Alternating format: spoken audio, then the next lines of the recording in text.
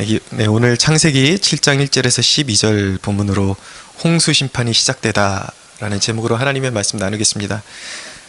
오늘 부제는 제목에 부제가 있습니다. 그것은 나의 한계를 돌아보다 라는 제목으로 말씀을 나누려고 합니다. 창세기 7장은 홍수 심판이 어떻게 진행되었는지를 보여주고 있습니다.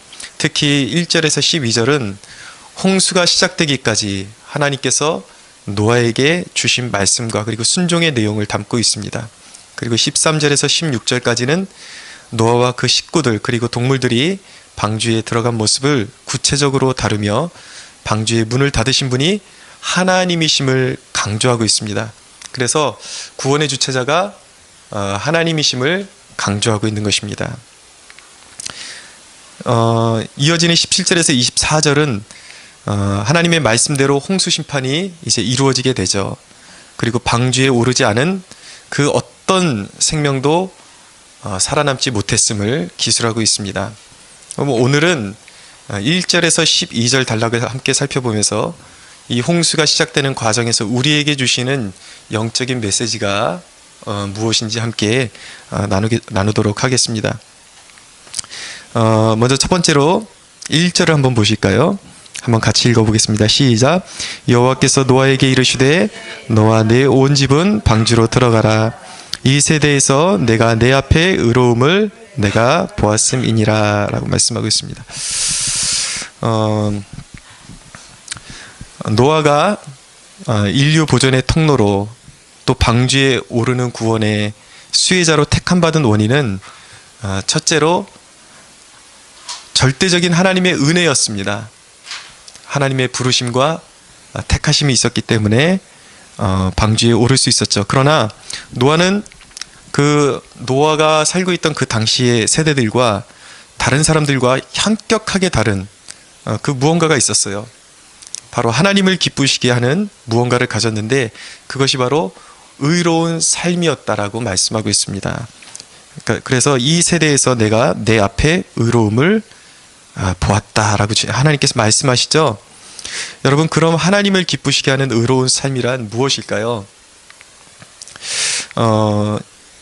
이것을 단순한 물량적인 개념으로 보아서는 안 됩니다. 무조건 많이 하는 것, 그러니까 봉사도 헌금도 양적으로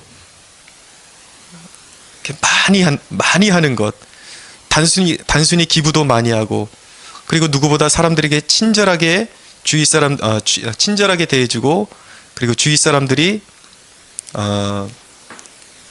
인정해주고, 내가 그만큼 친절하기 때문에 주위에 사람들이 넘쳐나는 것, 여러분, 이것이 바로 의로운 삶일까? 하나님이 요구하시는 의로운 삶은 단순히 그런 것은 아닐 것입니다. 만약에 이렇게 그냥 단순히 물량적으로 많이 하고 큰 일을 하고 이런 것이 하나님이 원하시는 의로운 삶이라면, 여러분, 만약에 그렇다면 무엇이든지 힘있고 가진 사람, 그리고 타고날 때부터 친화력을 가진 사람이 의로운 사람일 거예요. 그렇죠? 예, 물리적으로는 돈을 많이 가진 사람이 헌금도 그만큼 액수가 클 수밖에 없는 것이고, 타고날 때부터 친화력을 가진 사람이 주위에 사람도 많을 수밖에 없는 것이죠. 만약에 그것이 의로운 삶이라면, 정말 그렇다면 하나님은 인생에 있어서 정말 불공평한 분일 것입니다. 근데 하나님이 기뻐하시는 의로운 삶은 물량적인 그런 것이 아니에요. 예수님께서는 성전 헌금함에 돈 넣는 것을, 이렇게 헌금을 넣는 것을 보시고 그 누구보다도 한 초라의 과부의 그 두 렙돈이 가장 크다고 칭찬을 하셨습니다. 마가복음 12장 43절에 44절에 이렇게 말씀합니다. 내가 진실로 너희에게 이르노니 이 가난한 과부는 헌금함에 넣는 모든 사람보다 많이 넣었도다. 그들은 다 그 풍족한 중에서 넣었거니와 이 과부는 그 가난한 중에서 자기의 모든 소유 곧 생활비 전부를 넣었느니라 하시니라 라고 말씀하고 있습니다. 과부의 헌금이 가장 컸던 이유는 무엇입니까? 물량적 개선법으로는 가장 작은 것이었지만 그 마음 중심이 하나님께 있었기 때문에 예수님이 보시기에는 가장 큰 헌금이었습니다. 은혜에 보답하고자 하는 간절한 마음이 있었기 때문에 비록 물량적으로는 액수는 상대적으로 부자들이 내는 것보다는 작은 액수였지만 마음을 다한 헌신이었기 때문에 예수님께서 그 과부의 헌금이 가장 크다고 칭찬하셨던 것이죠. 여러분, 이것이 바로 누가복음 18장의 바리새인의 모습과 현격히 비교되는 점입니다. 이 바리새인은 자신이 매주마다 주기적으로 금식을 하고 또 철저히 11조를 드리고 구제 등을 그렇게 했다고 하나님 앞에 자랑하듯이 그렇게 내세웠습니다. 근데 그는 자신을 위해서 살면서 하나님께 선심을 쓰고 복을 바랬던 것이에요. 근데 하나님께서 그것을 의롭다고 말씀하시지 않았습니다. 그 사람에게, 바리새인에게 절대로 의롭다고 말씀하시지 않았습니다. 그러나 이제 이 가난한 여인은 삶의 목적 자체가 하나님을 위한 것이었어요. 내 삶의 일부분을 드리면서 내가 이만큼 하는 사람이다 생색내는 것이 아니라 이 가난한 여인의 삶 자체가, 그녀가 존재하고 그녀의 삶의 목적 자체가 하나님을 위한 것이었다라는 거예요. 다 드리지 못해서 안타까워하는 그 마음, 작은 액수였지만 그 마음 때문에 바로 생활비 전부를 드릴 수 있었던 것입니다. 우리 주위에는 마땅히 드릴 것이 없고 잘하는 게 없어서 아파하는 사람들이 있습니다. 하나님 앞에 헌신하고 싶지만 무엇 하나 뾰족히 잘하는 것도 없고 남들보다 탁월한 것도 없고, 그렇다고 가진 것이 이렇게 여유가 많아서 하나님 앞에 충분한 헌금을 드릴 수도 있는 것도 아니고, 그런 마음 때문에 아파하는 사람들이 있습니다. 또 그런 사람들의 마음 가운데는 주님으로 채워지고 싶지만 그 비인 마음으로 갈급해하면서 주님을 위해 살고 싶지만, 어떻게 해서든 자신을 드리고 싶고 주님으로 채워지고 싶고 주님을 위해서 살고 싶지만 자신의 부족한 모습 때문에 그렇게 할 수 없어서 아파하는 사람들이 있어요. 사랑하는 여러분, 바로 이런 마음으로부터 나오는 그러한 행실이 바로 하나님이 원하시는, 하나님이 기뻐하시는 의로운 삶임을 믿으시기 바랍니다. 이것이 바로 주님이 말씀하신 심령이 가난한 자, 애통한 자의 마음인 것이에요. 내가 있어서가 아니라 내가 더 드리고 싶기 때문에 없어서 내가 할 수 있는 최선을 다해서 하나님 앞에 드리면서 하나님께서 주신 은혜에 더욱더 보답하지 못하는 자신을 보면서 안타까워하고, 자기의 비인 마음에 하나님으로 채워지고 싶지만 채워지지 않는 그 갈급함을 가지고, 늘 하나님으로 채워지기를 원하는 그 갈급함을 가지고 있는 마음이 바로 비인 마음이요, 그것이 갈급한 마음이요, 그것이 주님께서 말씀하신 심령이 가난한 자의 마음인 것입니다. 여러분, 어느 분이 그런 소리를 하는 것을 들었어요.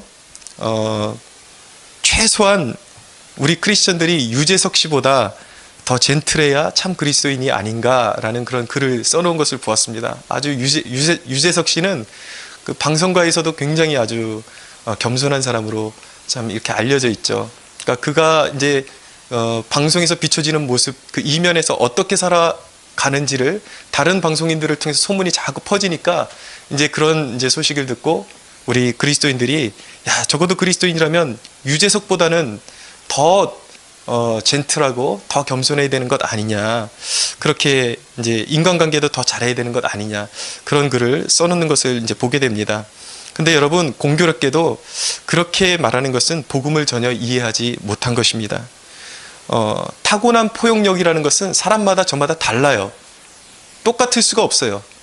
어떤 사람은 더 이렇게 타고날 때부터 사람들에게 친화력을 갖는 사람들이 있습니다. 더 이렇게 사람들하고 모이면 이야기하기를 좋아하고 좀 더 이렇게 마음이 이렇게 좀 더 관용적인 사람들이 있어요. 그런데 어떤 사람들은 타고나면서부터 급하고 어떻게 보면 좀 이렇게 좁은 속을 타고나는 사람들이 있습니다. 포용력이 없는 사람들. 그러나 여러분, 이렇게 타고나면서부터 급하고 포용력이 없는 사람이라 할지라도 바로 예수님 때문에, 최선을 다해서 한 발 물러서고 참고 용서하는 것이 바로 하나님이 기뻐하시는 의로운 삶인 것입니다. 상대적으로 보시면 안 돼요. 그리스도인은 저런 사람보다 더 탁월해야지 그리스도인이 아닌가? 아니라는 거예요. 오히려 그리스도인은 정말 하나님의 도우심이 없이는 너무나도 부족하고 연약하고 살아갈 수 없는 내게 베풀어 주신 그 주님의 사랑, 그 주님의 은혜 때문에, 예수님 때문에 내가 할 수 없지만 내 최선을 다해서 사람들을 포용하고 용서하고 그렇게 할 수 있는 사람이 바로 하나님 앞에서 의로운 사람이라는 것입니다.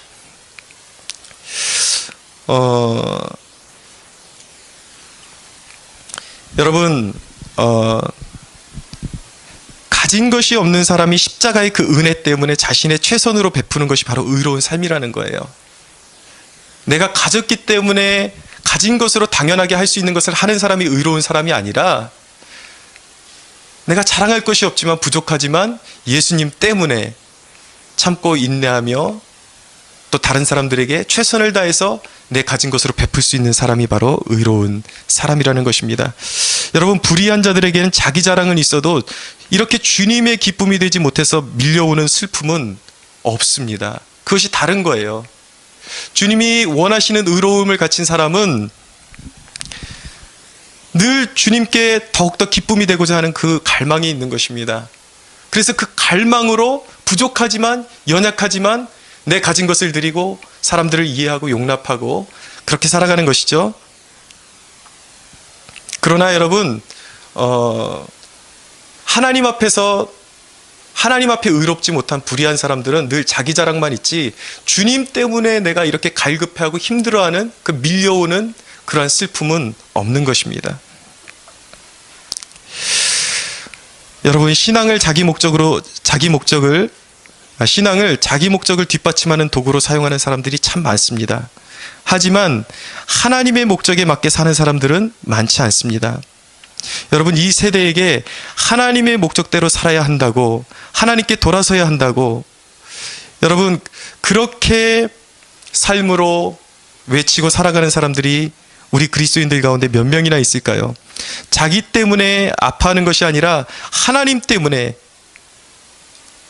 하나님의 이름이 영광받지 못해서 하나님 때문에 아파하고 몸부림치는 사람들이 교회 안에 얼마나 있겠습니까? 여러분, 그 마음이, 그 안타까운 마음이 이 과부의 두 랩돈으로 표출되는 사람이 얼마나 있겠습니까? 사랑하는 여러분, 나는 우리 캠퍼스 성막교회 식구들만큼은 자기를 위해 사는 불의한 세대의 삶의 방식을 과감히 깨트렸으면 좋겠습니다. 비록 힘이 미약해도 교회 밖으로 뛰쳐나간 이 세대를 주님께 돌이키는 일에 우리의 삶을 드리겠다는 결단이 있기를 소원합니다. 여러분, 그렇게 할 수 있다면 우리의 부족함을 하나님이 채우시고 하나님의 능력, 하나님의 역사는 바로 그런 사람들에게 나타나는 것이에요. 내 힘이 부족하고 미약하지만 내 삶을 전적으로 하나님께 드리기를 원합니다. 나의 어떤 계획보다도 하나님의 영광을 위해서 내 삶을 드리기를 원합니다 라고 말할 수 있다면, 여러분, 사사 기드온에게, 기드온은 정말 미약한 사람이었습니다. 용기가 없는 사람이었어요. 부족한 사람이었어요. 그러나 기드온에게 큰 용사여라고 그렇게 말씀해 주셨던 하나님의 위로와 격려가 우리에게 임할 것을 믿으시기 바랍니다.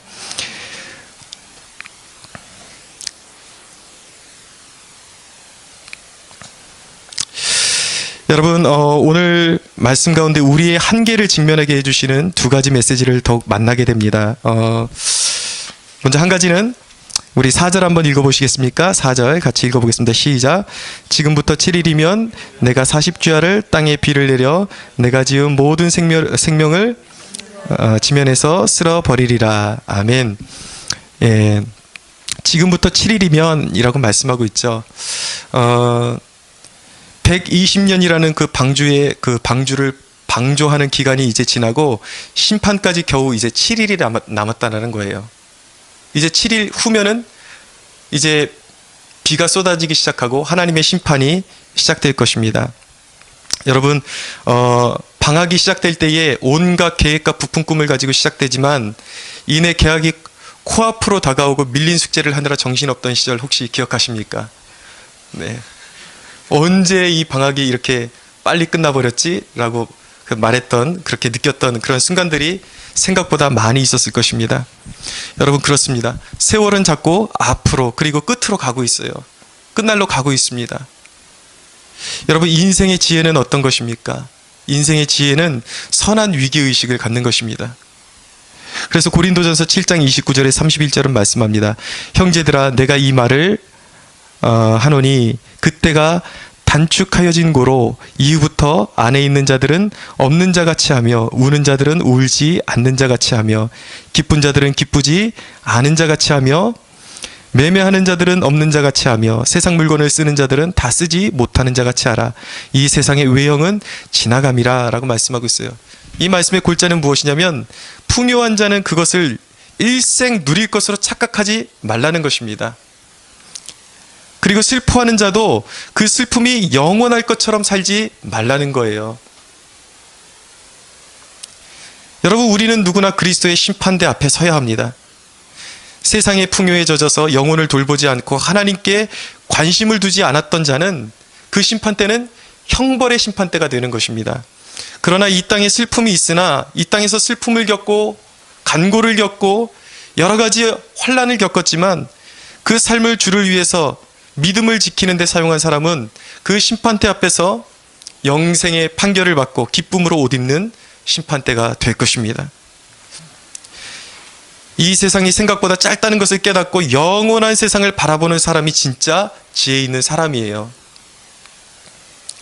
여러분, 이것을 깨달은 사람, 우리가 사는 이 인생이 생각보다 짧다는 것을 깨닫고 영원을 바라보는 사람은, 이것을 깨달은 사람은 그의 인생의 가치관이 달라질 수밖에 없습니다.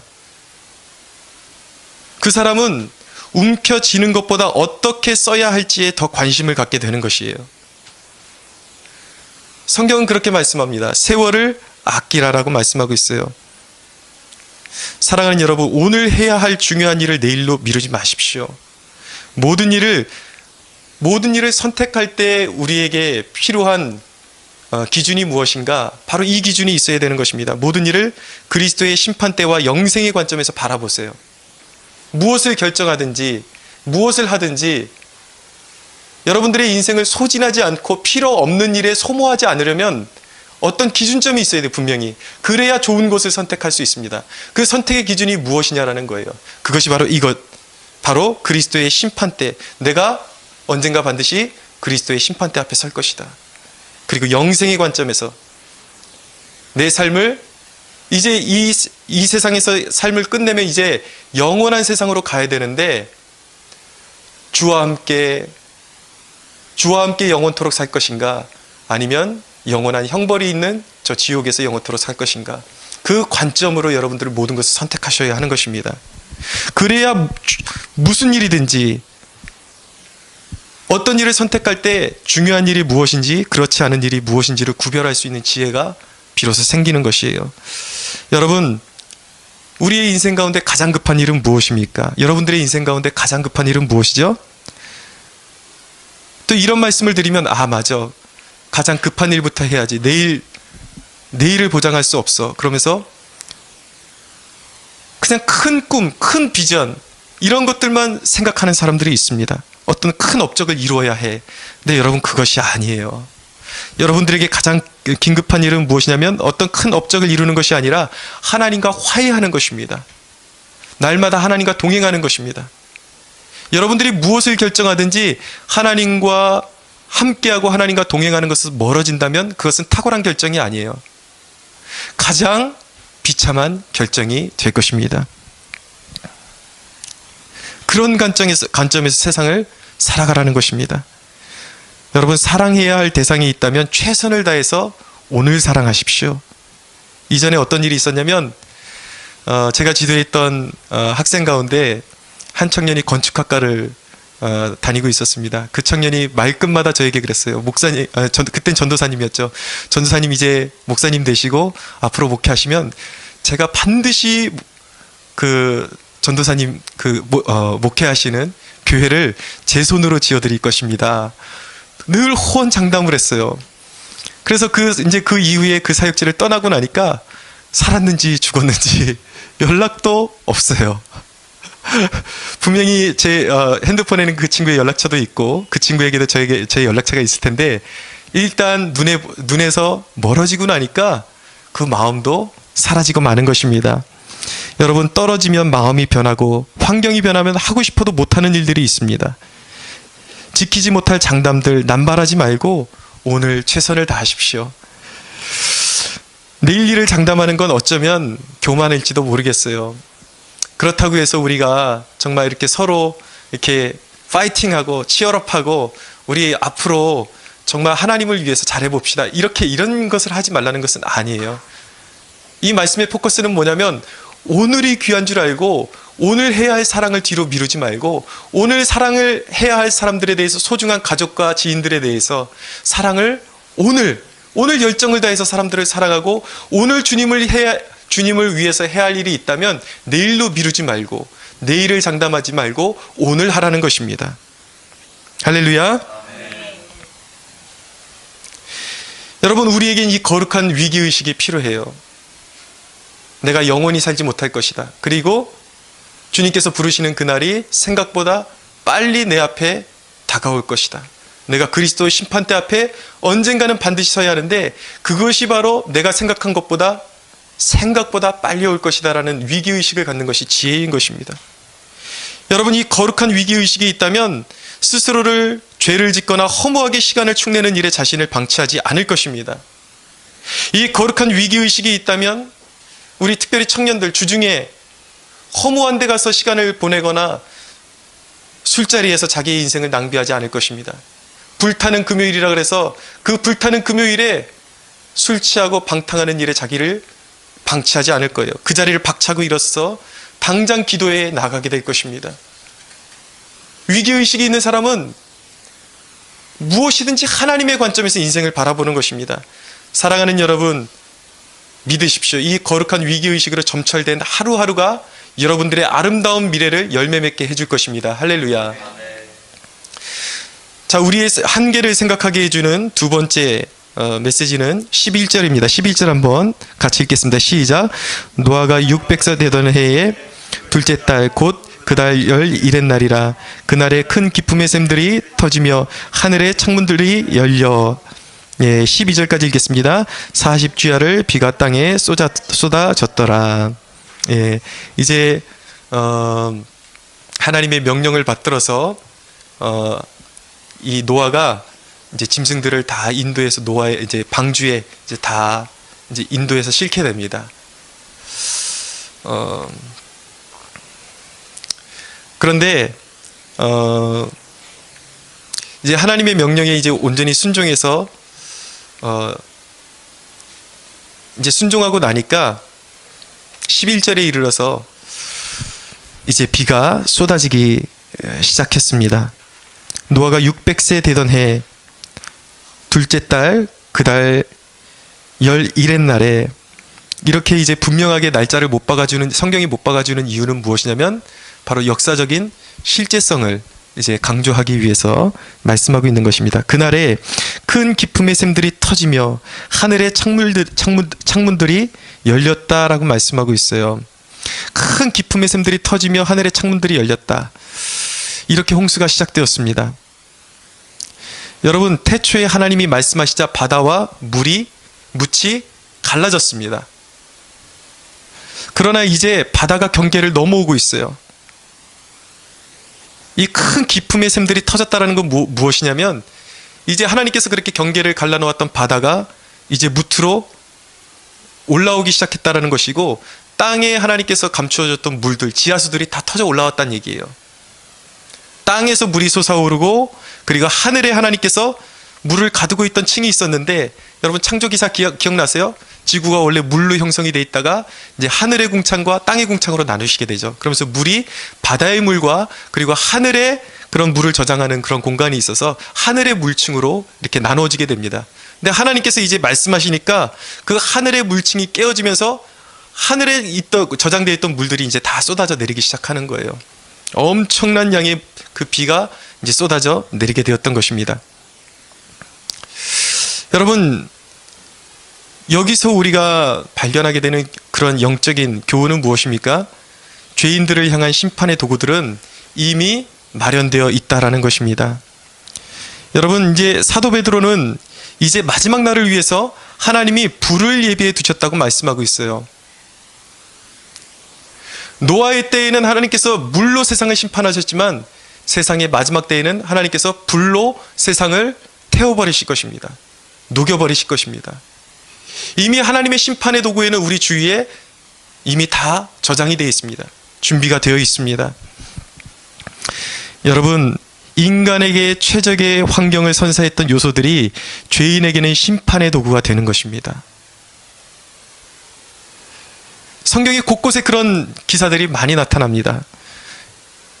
예를 한 가지를 들면 다윗의 아들인 압살롬은 굉장히 머릿결이 아름다운 청년이었어요. 머리가 길고 그 머리의 무게만 해도 엄청난 무게를 자랑하는 청년이었습니다. 아주 외모가 아름다운 청년이었어요. 그런데 이제 영적인 교만에 빠져서 아버지를 대적하고 이제 아버지를 심지어 이제 죽이고 자기가 왕권을 차지하려는 그런 교만함에 빠지게 되죠. 그것이 하나님의 기쁨이 되지 못했습니다. 그랬을 때 하나님의 심판의 날에 어떻게 됐냐면 압살롬의 자랑이었던 그 머리가 도망하다가 말을 타고 도망하다가 위에 나뭇가지에 그 머리가 감기게 된 거예요. 그래서 말을 타고 가는데 그 말은 이제 밑으로 지나가 버리고 자기를 이제 쏙 빼놓고 지나가 버리고 자기의 머리가 대롱대롱 나무에 달려서 결국은 적에게 붙잡혀서 비참하게 죽임을 당하는 그러한 역사를 이제 경험하게 됩니다. 여러분, 인생의 모든 변수는 하나님께 있습니다. 우리가 장담할 수 있는 것은 아무것도 없습니다. 우리가 그 자랑하던 그 무엇이 우리가 하나님 앞에 온전하게 서지 못할 때에 하나님과의 올바른 관계를 맺지 못할 때 그것이 언제든지 우리의 심판의 도구가 될 수 있다는 사실을 꼭 기억하십시오. 여러분, 하나님은 복을 내리기도 하시고 거두기도 하십니다. 하나님은 높이기도 하고 인생을 높이기도 하고 낮추기도 하세요. 인생의 주권이 잘난 내게 있는 것이 아니라 하나님께 있음을 믿으시기 바랍니다. 하나님 앞에 낮아지셔야 돼요. 여러분, 인간관계를 자랑하지 마세요. 죄를 범하는 순간 여러분을 찌르는 가시가 될 것입니다. 돈을 자랑하지 마십시오. 하나님의 말씀 한 방이면 빚더미에 앉게 될 것입니다. 자식을 자랑하지 마세요. 자식을 의지하지 말라는 거. 자식이 나의 전부인 것처럼 그렇게 삼지 말라는 거예요. 자식이 여러분의 근심덩어리가 될 수도 있습니다. 사랑하는 여러분, 하나님의 통치에 엎드리고 자기를 자랑하지 않는 것이 지혜임을 믿으시기 바랍니다. 여러분, 나의 한계를 깨닫는 것이 지혜예요. 내가 이렇게 부족한 존재이구나.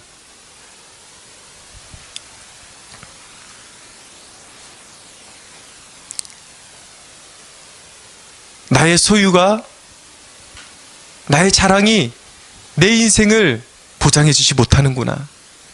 나는 언제든지 하나님이 부르시면 부름받을 수 없는 그러한 피조물에 불과하구나라는 것을 깨닫는 것이 지혜인 것입니다. 그러나 여러분, 그리스도인은 그런 한계를 깨닫는 것이 지혜예요. 그러나 그 한계 앞에서 절망하는 이들이 결코 그리스도인이 아니에요. 잘 들으십시오, 여러분. 예수님은 우리의 생명의 한계에 영원을 불어넣는 분이십니다. 할렐루야. 예수님이 있기 때문에 우리는 한계가 있고 연약함이 있어도 우리는 기뻐할 수 있는 것입니다. 나의 궁극적인 한계를 채우실 수 있는 분은 오직 예수 그리스도이십니다. 할렐루야. 그래서 고린도후서 12장 9절에서 10절은 말씀합니다. 나에게 이르시기를 내 은혜가 내게 족하도다. 이는 내 능력이 약한 데서 온전하여짐이라 하신지라. 그러므로 도리어 크게 기뻐함으로 나의 여러 연약한 것들에 대하여 자랑하리니 이는 그리스도의 능력이 내게 머물게 하려 함이라. 그러므로 내가 그리스도를 위하여 약한 것들과 능욕과 궁핍과 박해와 공고를 기뻐하노니 이는 내가 약한 그때에 곧 강함이니라 라고 말씀하고 있습니다. 사랑하는 여러분, 우리가 예수 안에서 하나님께 우리의 한계를 하나님 앞에 올려드릴 때에 우리는 연약하지만 하나님의 무한한 생명과 그리스도의 부활의 능력이 우리의 삶에 나타날 것을 믿으시기 바랍니다. 우리 하나님께 영광의 박수 올려드리겠습니다.